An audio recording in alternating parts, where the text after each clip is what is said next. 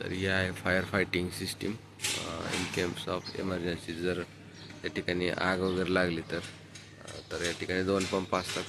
हा booster pump आहे आणि हा दुसरा मेन पंप आहे. तर जेव्हा वरच्या साईडला बघा प्रेशर मेंटेन केलेलं असतं. जेव्हा आपण तो जो होस आहे तिथं बघू शकता, इथून पाणी ज्यावेळेस निघतं बाहेर, तो पाईप कनेक्ट करून ज्यावेळेस आपण ते चालू करतो तिथलं हे जे आहे बघा तिथं पुढं दिलेलं आहे, ते ज्यावेळेस चालू करतो हे प्रेशर ड्रॉप होतं, प्रेशर कमी होतं. प्रेशर कमी झाले की पहिल्यांदा हा पंप चालू होतो आणि ज्यावेळेस प्रेशर वाढेल त्यावेळेस मग हा मोठा पंप चालू होतो.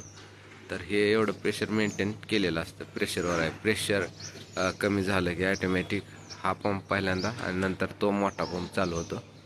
आणि जर इन केस जर चालू नाही झाला ॲटोमॅटिक, तर या ठिकाणी बटणं असतात मॅन्युअली ऑन ऑफ करायसाठी. तर तुम्हाला ते दाखवतो तुम्हाला पाईप. त्याला होस पाईप म्हणतात. तर या ठिकाणी बघू शकता हा आहे होस पाईप. आतमधली जो पांढरा गुंडाळलेला आहे तो धरण्यासाठी किंवा हे करण्यासाठी स्पेशल ट्रेनिंग दिली जाते. या ठिकाणी हा पॉईंट आहे, ह्याला हा जोडावा लागतो आणि हा वॉल फिरवल्यानंतर पाणी ह्याच्यामध्ये येतं होस पाईपात आणि प्रेशरनं पाणी जिथं आग लागलेली आहे तिथं आपण ते सोडू शकतो आग विझवण्यासाठी.